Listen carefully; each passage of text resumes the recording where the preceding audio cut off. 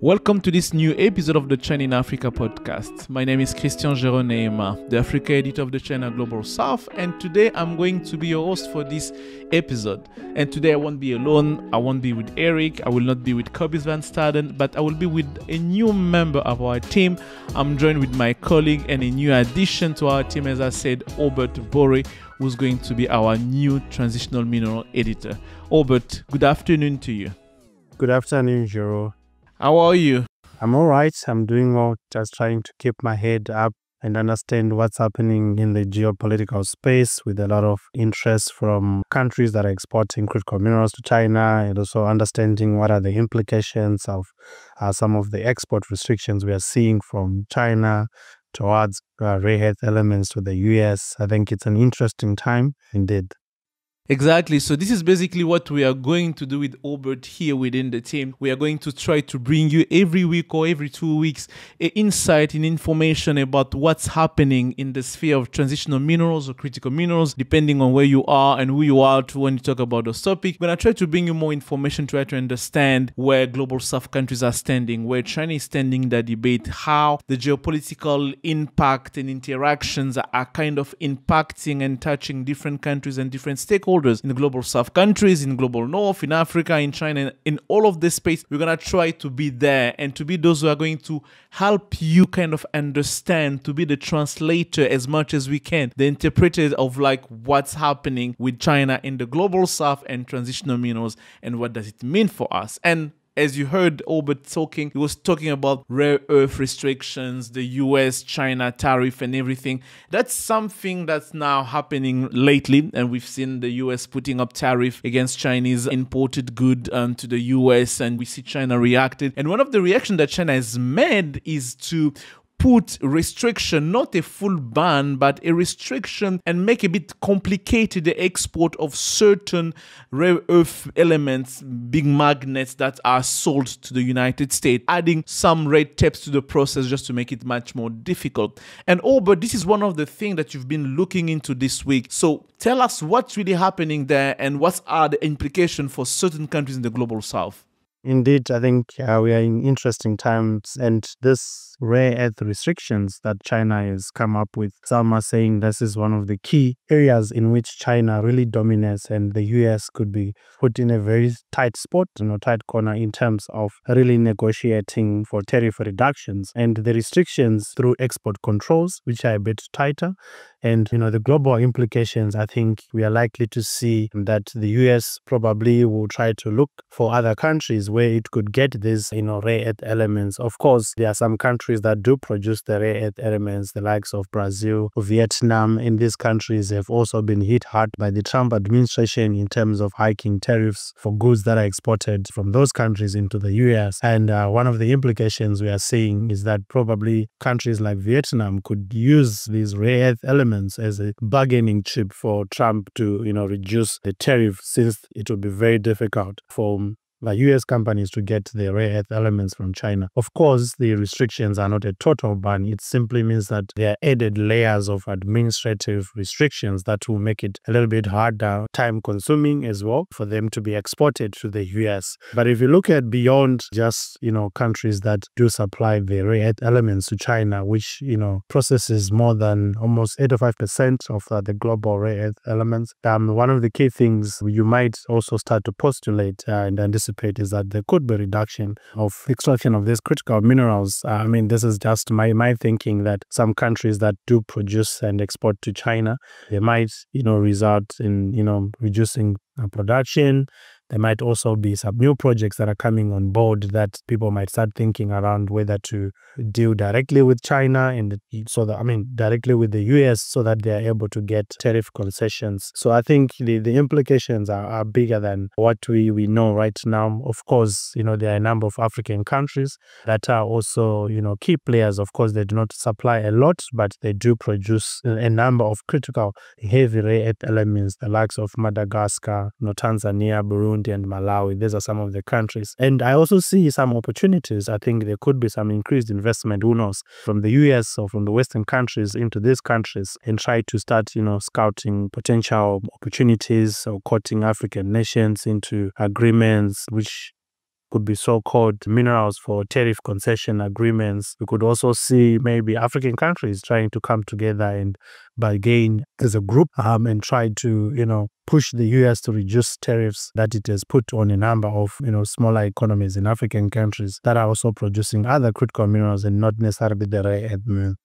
We are definitely heading toward very interesting time ahead, that's for sure, where we're going to see a lot of change happening in the critical mineral space, how critical minerals today is shaping the geopolitical landscape of the world.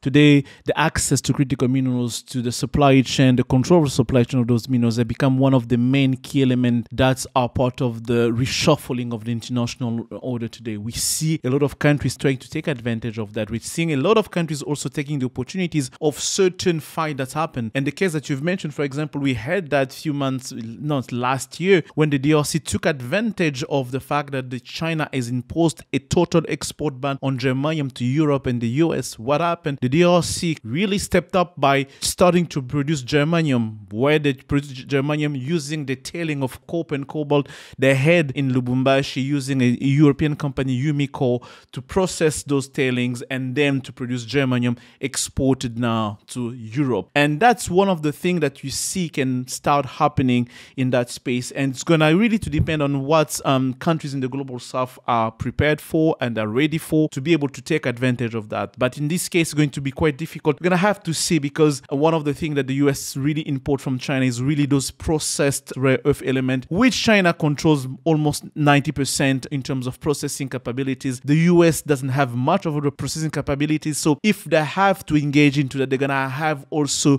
to put money maybe into local processing somehow in those countries. That's still too early to say, especially given that the President Trump is looking into bringing the processing back home within the United States. And earlier, just a few seconds ago, I was talking about the case of the DRC with germanium and tailings. And talking about tailings really gives me the opportunity to talk about something quite sad that happened a few months ago, almost 2 months ago in Zambia, where there was a pollution case that involved the Chinese company Sinometal Leach in Zambia, which spilled 50 million cubicle of acid within the Kafue River, which is one of the biggest river in Zambia. And to talk about it today, to have an understanding of what's happened before, what's happened at that time, and what's happening today, we have the pleasure to receive Mr. Freeman Chiwele Mubanga, who is Zambian, is an environmental researcher and policy analyst. Is specialized in natural resource governance, climate justice, and sustainable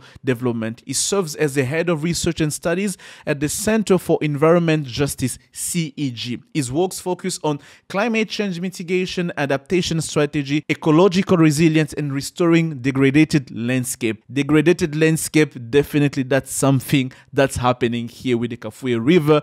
And I'm really happy to have you on this show, Freeman Chiwele Mubanga. Good morning to you. Good afternoon to you. Thank you so much. It's still morning where I am in the capital of Zambia, Lusaka. And thank you so much for hosting me on this show. Thank you for agreeing to be on this podcast to tell us more about what happened and how things happened there. The issue has been very devastating, not only on the environmental side of things, Géraud. However, you could also look at the social and environmental issues that we are grappling with because of the spill by Sinometals in the Kafue River. So for those that are maybe getting this issue for the first time, you must be aware that on February 18th, 2025, we received this report that the tailing dams of Sinometals Leach Zambia company mine, of which the majority shares are owned by China's non-ferrous metals industry group. So the tailing dams had collapsed, releasing the amounts of cubic liters that you were mentioning, about 50 million liters, I would say, and of acid waste into the Mwembeshi stream. So the Mwembeshi stream is actually a tributary of the Kafue River. So the spill actually started by getting into the Mwembeshi stream, and the Mwembeshi stream being a tributary of the Kafue River, it then eventually went into the Kafue River. Now, the question you might ask is, why is the Kafue River an important water system in the country? The Kafue River in itself is critical, and it supports about 60% of Zambians. And I'm talking about 60% of the 20 million population that we have so far. And then even Lusaka, the capital, depends on the Kafue River for drinking water.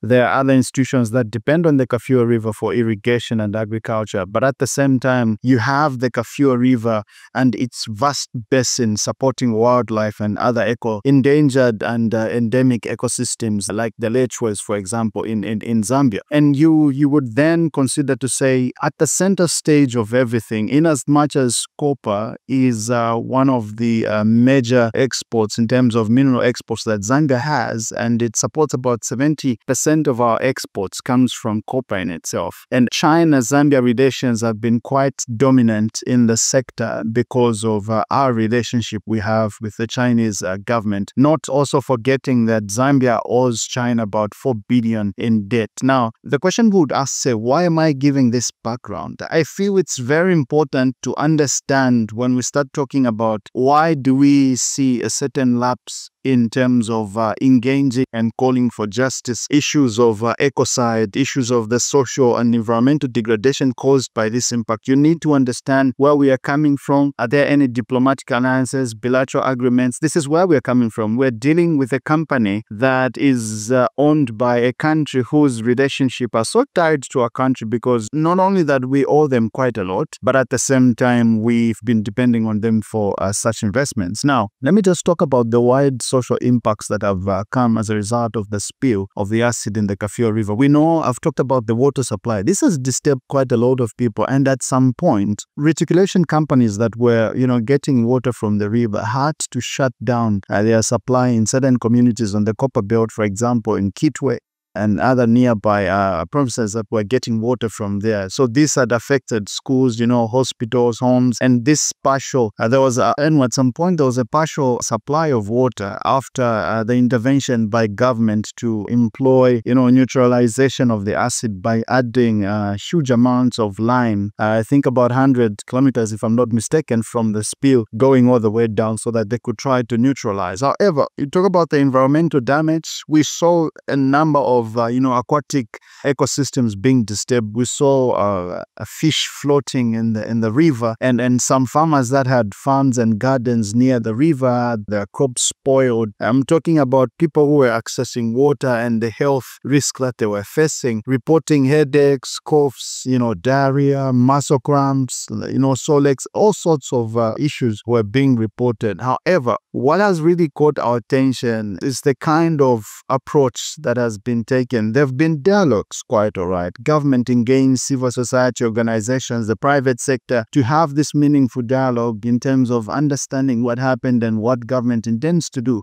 It has been over 3 weeks, if I'm not mistaken, close to a month, if not a month or so since then. And you really can't hear any tangible sanctions, if you would ask, that would require restoration of the damage, though they've been cited that the company has been given some sanction, but these are minimal. We need to see restoration. And scientists are actually saying that there's no assurance on the restoration of the ecosystem in the Kafue River, given the damage that has happened. This can happen, but at the same time, it's 50-50. No one really knows, yeah. So Freeman, we're going to go a bit back to understand what was the context of that incident. Was it a technical failure, or was it just a negligence from either the government, either the Chinese company involved, where the tailing dam was not built properly to sustain the quantity of waste material they were keeping? How did we get to that part to begin with? Is there any inquiry that happened that give us a bit light on what happened that day? I think the blame goes on either side. I know the Engineering Institute of Zambia also wanted to launch an investigation as to find out the engineers who built the tailing dams in the first place and the quality of the tailing dam in itself. So there was negligence on both sides, in my opinion, because one of the key issues that have come out over and over, for example, from the Office of the Auditor General's report on environmental degradation caused by mining, has always been that there's been a lapse from government side in terms of monitoring environmental impacts and monitoring mines, for example, and their impacts on the environment. And there have been a number of issues that have been raised referring to the issues of, poor financing, technical capacity, human resource. But for me, that's not an issue. We know that we are a pro-mining country, and we've been mining for over 50 years now. I don't think so we should be grappling with the issues of having inadequate human resource, either for environmental management or technical capacity in monitoring impacts caused by mining in the country. That should have been our first step if we're going to support sustainable mining within the country. So there's always been that issue coming from the government point of things. But would we say outrightly that the blame would be placed on one side? It won't be placed on one side. However, given that government has the mandate to ensure that for example, if we're going to put it on human rights principle, they have to ensure that the companies that are within the country are adhering to the environmental laws within the country, but also safeguarding the rights not only of the environment, but also the people around there. So yes, there was a lapse on the government side, but there was also a lapse on the company, because these tailing dams are monitored over and over to look at the stability of the tailing dam. And I don't think so they've given an appropriate report so far that shows that these tailing dams were well kept. And this is why an apology was lodged or was given by the company when civil society and government had an appeal in terms of dialogue. So yes, both sides are to blame. There was negligence in terms of monitoring, and there was also negligence in terms of maintenance of the tailing dam by the company. Zimbabwe and Zambia share this huge water body, the Zambezi River. And I'm trying to get my head around what are the possible impacts downstream, if any. Is there been anything from the Zambian side to understand the extent to which this damage is going to have downstream, particularly for countries where you share this huge water body? Because I understand that Kafue also feeds into the Zambezi River and down to Malawi, into Zambia, into Mozambique. So I want to understand the extent to which this contamination is likely to have downstream. And secondly, the question of justice. What has been happening? Has there been any organizations that are trying to help, particularly those that have already been impacted? You talked about people that have lost their crops that are downstream. You talked about the potential that fish and wildlife, along the Kafue National Park has also been impacted.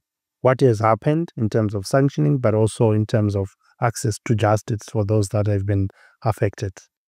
I'll start by giving an illustration of what I was talking about earlier. So if we are going to understand better the impacts of this acid spill into the Kafue River and ultimately into the Zambezi River, and what are the impacts on the downstream with also the neighboring countries or the transfrontier boundaries, my comment is simple. So when you look at the incidents, the way it started, when the tailing dams are broken, the acid first went into the Kafue River's tributary, which is Mwembeshi. So the same way the acid went into Mwembeshi stream, and then from Mwembeshi, because Mwembeshi feeds into the Kafue River. So you're talking about a nutrient content for aquatic species that were coming from Mwembeshi River, and all the other aquatic species that do migrate from Kafue and Mwembeshi were disturbed. So you're looking at that on a micro level. Take that now, comparing Kafue River to Zambezi. Zambezi in this instance becomes the mainstream, the main river, and the Kafue River becomes a tributary to the Zambezi River. So if curbing this incidence is not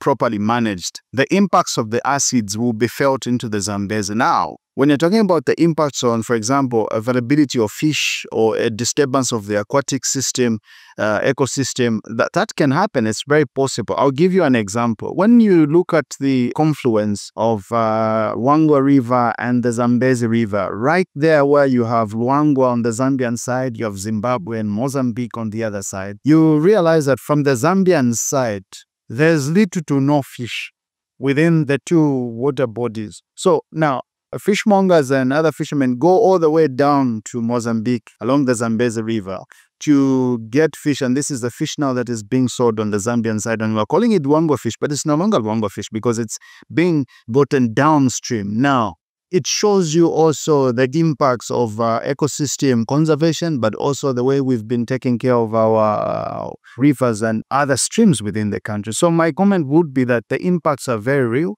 and if we do not take care of neutralizing the acid, by the way, we haven't heard any updates so far after they did the lime. Has that worked in terms of preventing the impacts? The pH levels, yes, they've been stabilized, but the impact is still felt. So we need a full detailed scientific or environmental impact assessment of what that has done. And I know government has appointed a company. They are on ground, I'm sure. I'm not just aware of how much they've done or how much they've covered so far. River. Perhaps maybe when they give a report, we'll hear.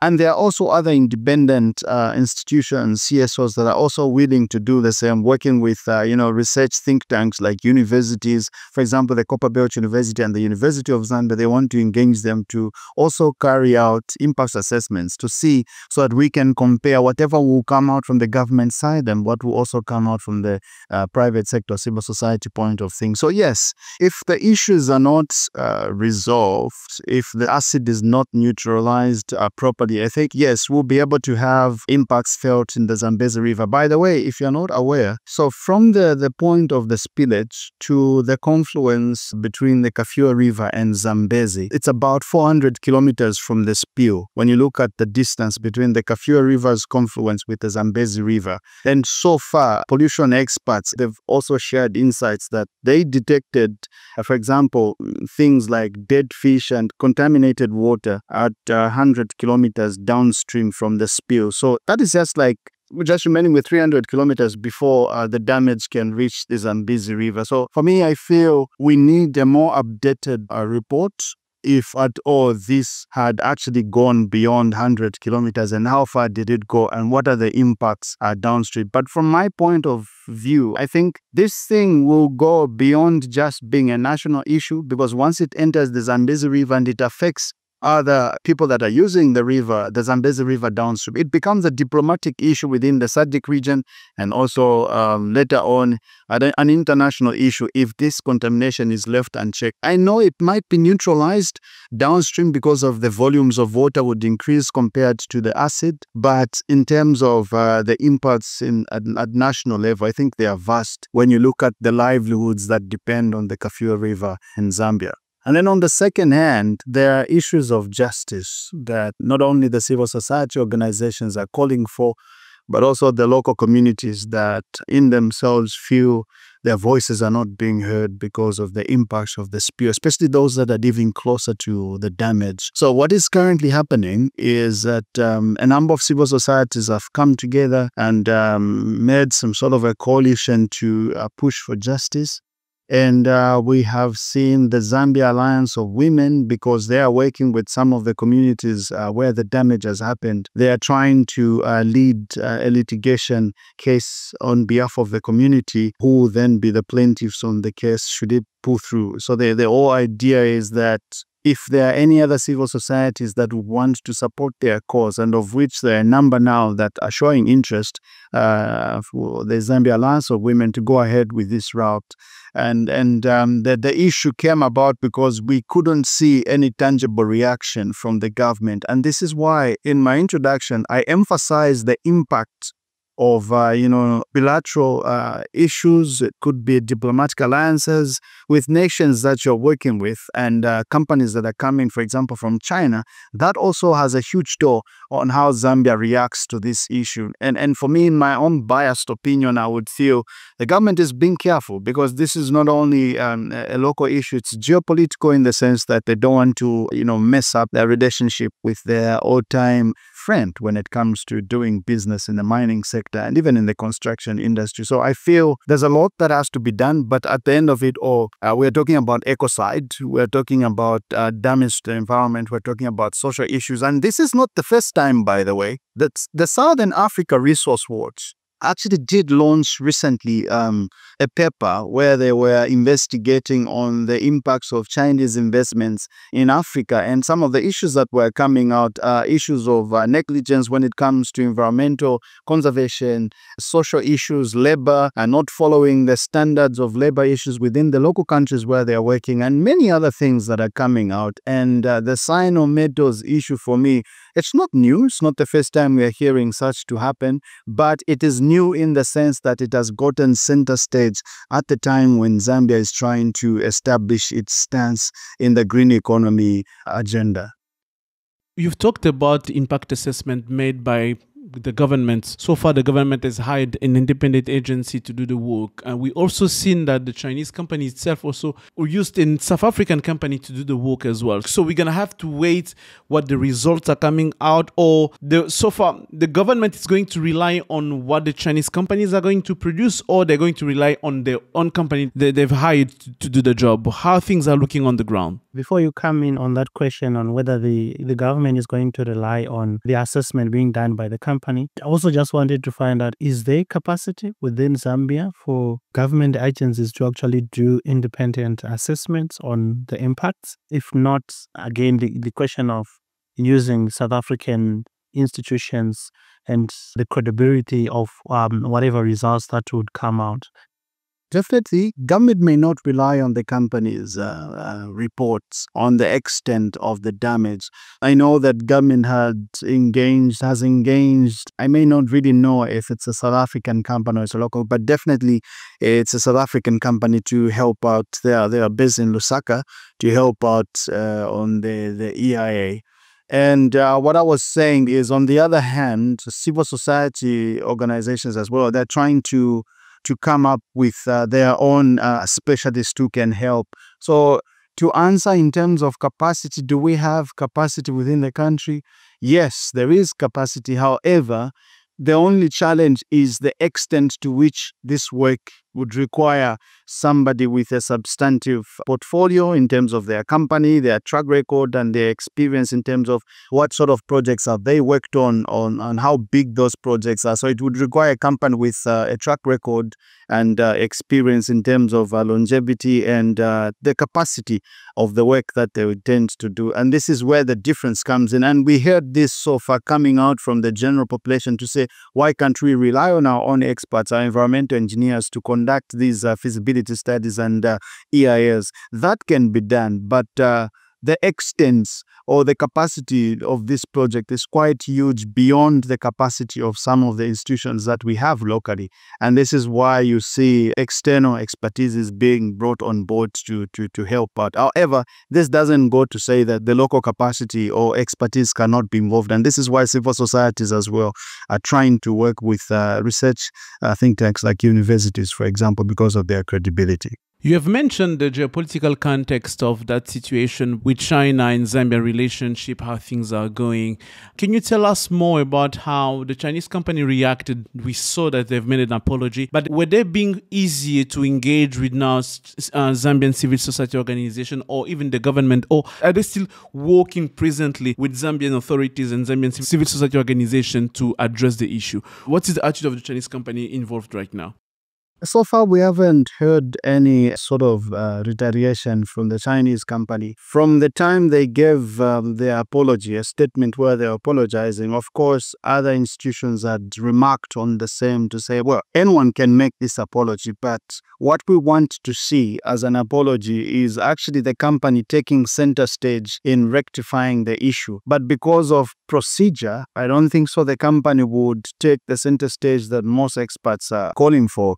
There's procedure that government has to take lead so that the conclusions are not biased towards the company's interest. So I think in a nutshell, the way the company presented itself as a company that is willing to work with government and other stakeholders that are interested to ensure that this issue is resolved. And the company has gone, I think, a further step into getting some expertise from China to come on board to help them. And these are some of the issues I think maybe an update would be very good from government to highlight on what has been done so far concerning the same. Currently, the issues are remaining with only the people that are interested. They have not been so much in public like the way it was during the time of the spill in February. Now you can see as if the issues, quietly slowing down, but it's working in the background. And for me, this is where the danger is. Very soon, there will be another issue that will happen in Zambia, and we'll forget about this. And we will switch our minds. We'll be talking about something else. And this is what usually keeps on happening. And before you know it, we'll be coming back to say, oh, where's the cyanometal issue? They will just tell you, oh, it was resolved and this was what was concluded upon. And this is why civil societies don't want to relax on this issue so that we can see, progressive updates and interventions coming from both sides. What is currently happening are more generic, in my opinion. These are more generic appeals. These are more generic interventions where it's a standard procedure by the book. When this happens, you apologize and then you try to work with the government. But a real apology, in my opinion, would be efforts in terms of reclamation, first of all, efforts in terms of working with the local communities that have been impacted. What is the company doing to support the local communities, the farmers, for example, the fish farmers, for example, who were using, if it's cage, fish farming or anything like that. What are they doing? That is not what I'm getting so far. Or perhaps I'm just the one who's not aware. But as far as I'm concerned, these things are not coming out. Before the recording of this show, Obert was telling me that this, as you mentioned, it's not the first time this kind of situation happening in Zambia. But it seems that in Zambia, it's almost impossible or not, the laws does not allow to have a class action against a company like this. Do you have the sense that there is a demand, a need for justice to go beyond reparation, to ask the justice to get involved into forcing the company to take those concrete action that you're mentioning in this situation? Yeah. I could also come in before you answer. So when we were talking with Géraud, it was in the context of lead poison by Anglo-American, copper project in Kabwe, where the communities in Kabwe could not access justice in Zambia because the Zambian courts could not allow a class action. And this is a similar case with, Kafue. What are the prospects? Again, I think I'm just building on to that question by Géraud. What are the prospects, if any? Is things changed there? Would it be possible for the communities along that river to access justice, as it were, in Zambia? Yes, I think it's possible. The extent to which, in terms of legalities or what works or what might work, if a class action might work in Zambia, I may not fully comment on the legalities, but in terms of justice, that is very possible. Because outside the environmental damage, this case can also be fought on the frontiers of human rights. And this is where, for me, I've seen most civil societies are anchoring their case on the human rights principle, in as much as the environmental side of things are also part of the route, given the shortcomings within the legal frameworks within the country and as such compared to the Anglo-American. But I think if a litigation process was to go ahead, that can be done locally. Demands can be made by the interested parties. So whoever would want to represent the community through their legal representatives, I think some demands can be met. However, if it goes beyond that, I'm sure we'll be able to hear if that would be the case, as it were, for Anglo-America. But I think as far as I am concerned and what I'm seeing so far and what I know, stand to be corrected, this case can be handled locally in terms of litigation and making demands. It's just an issue of the burden of proof. And this is why I mentioned that civil societies now would have the burden of ensuring that they also do their due diligence in terms of the extent of the impact, either social, economic, environmental, and how many people were really impacted, as opposed to the general consensus to say, yes, the acid has gone into a river that supplies water for domestic purposes for the huge population. But who are the real victims who have been impacted in first hand by this issue? I think that would be my comment to that, Obert, but would still try and have engagements with other legal experts like the Law Association of Zambia to see how best this issue can be handled. Freeman, we are landing with this podcast, and I would like us to look forward. What do you foresee as an impact for the future for business environment or the mining activities in Zambia? Do you see any change that can now take place? Do you have a sense that the Zambian authorities are now integrating that case and to say what measure needs to be put in place to make sure that those kind of incidents do not happen again? We know that from the UN point of things, most countries that assented to the principles on business and human rights have gone ahead to start developing their national action plans on business and human rights. And Zambia is in the process of doing that. However, the Cyanometals scandal for me is a reflection of why a national action plan needs to be put in place. Because moving forward, I feel with a demand for more critical minerals, and this is not just an isolated issue. For example, on the copper belt, CJ is currently working on another issue in Central Province that has to do with manganese, and it has to do with labor issues. It has to do with negligence in terms of safety and how the mine workers were exposed to high levels of manganese, and they now have the condition called manganism, which really affects the neurological system of the human body. And you could see that the demand for critical minerals, in as much as it promises so much economic benefits, I don't hear so many countries that are endowed with these mineral resources talk about the social and health and environmental impacts that come as a result of the way we are expanding.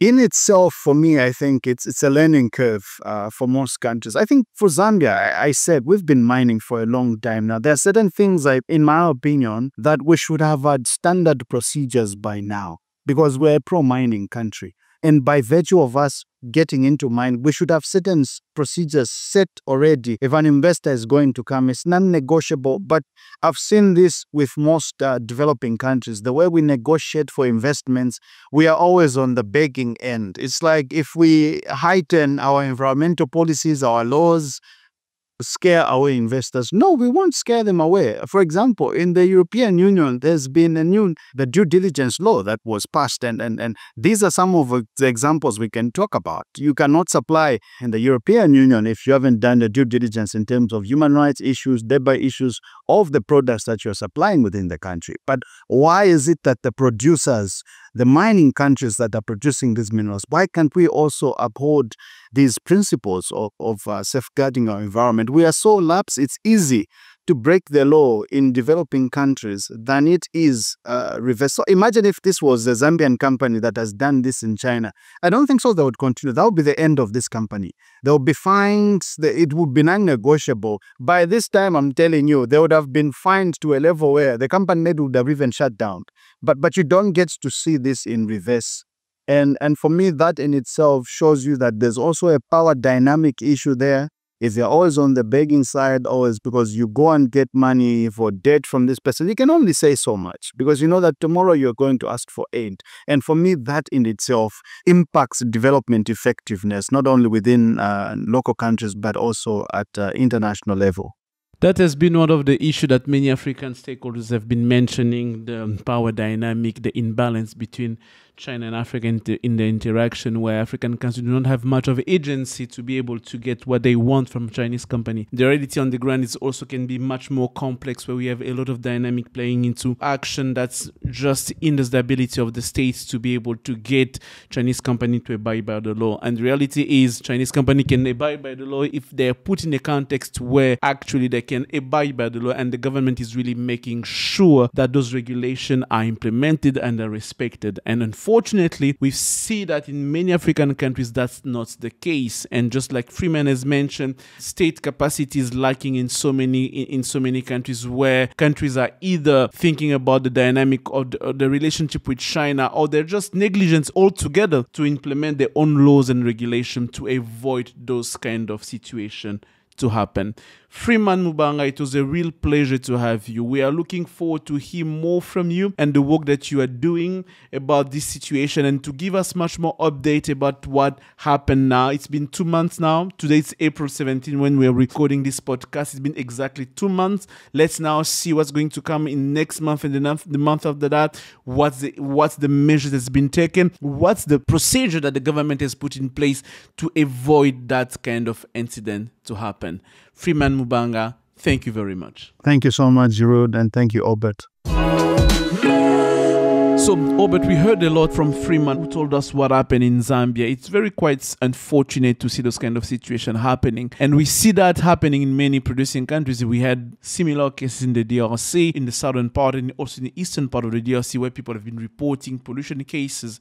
And unfortunately, it's happening in an industry where we talk about green minerals, green transition, and transition minerals that are supposed to be clean. But somehow we do find ourselves that the extraction process of those minerals are leading to much more environmental damage and pollution. That's really sad to see. Indeed, I think it's a very sad situation, where we have been talking about we want green investments, green minerals or transitional minerals to be more responsible, and particularly from our good friends from the East, from China. It's a very unfortunate situation, and it is our hope that, this situation will be remedied. Of course, it will take a lot of investigation, it will take a lot of time, it will take a lot of resources, and also the political will, I think, from the Zambian side to really stand with the communities and stand for the environment in this case. I was referring to this Anglo-American case before, and I keep going back to this because it's one of the cases that has happened, for over a very long time, and until now, we are still talking about it because the communities, they have not yet, received the compensation. They have not yet gotten justice, even though the South African courts, they have now allowed the Zambian communities to sue Anglo-American in South Africa because they could not do so in Zambia. So I think one of the key things that, also comes out of it is, do African countries have proper regulatory frameworks that can allow communities impacted by investments in the critical mineral space to access remedies or access justice? I think this is a new space that we are seeing. Of course, mining has been happening for a very long time, but I think the legal and policy frameworks they have not been updated to keep up with the pace at which mining is also taking place. And also, as most governments are now moving towards, saying let's value add the critical minerals or these green or transitional minerals on the continent, it brings in another dimension of what are the potential impacts of processing or refining those critical minerals. Already we are seeing that if there are no proper regulations, perhaps around tailings management, that can also result in further, toxic contaminants or toxic elements being discharged into the environment. So I think as policymakers are calling for more beneficiation and value addition, they have also to tighten some of the regulatory frameworks that do govern management of tailings. I think I understand there is a global initiative to come up with some independent body that brings different actors together around management of tailings. I think it recently was launched, and these guys are trying to do something around creating these frameworks, because a lot of the countries that are producing critical minerals and that are now calling for them to be value added do not have proper regulatory frameworks for management of tailings. So I think that's another dimension that is very, very important for us to take note of. Definitely, that's going to be one of the things that producing countries in the global south, not only in Africa, but in general global south, will have to take into account, because refining, midstream and downstream processing of minerals are heavy toll on the environment. So we're going to need strong regulation, very strong administration to be put in place to make sure that those industries do not do harm more than do good. And we're going to have strong policy and strong political will to make sure that everything is done by the book for the interest of the people and for the interest of the country. We cannot be building green minerals and green transition on the backs of local communities, where local communities are negatively impacted and where there's no justice for them. So it was really my pleasure to have all of you for this podcast, the China in Africa podcast. And I'm hoping to see you next week for another episode of China in Africa podcast. It may not be me. Surely it's going to be Eric and Kobis, or maybe me and Eric, but we're going to be happy to have you. See you next week for another episode of China in Africa podcast.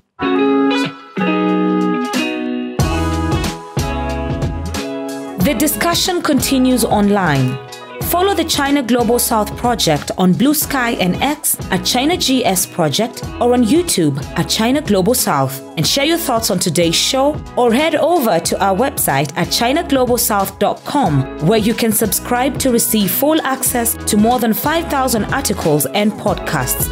Once again, that's ChinaGlobalSouth.com.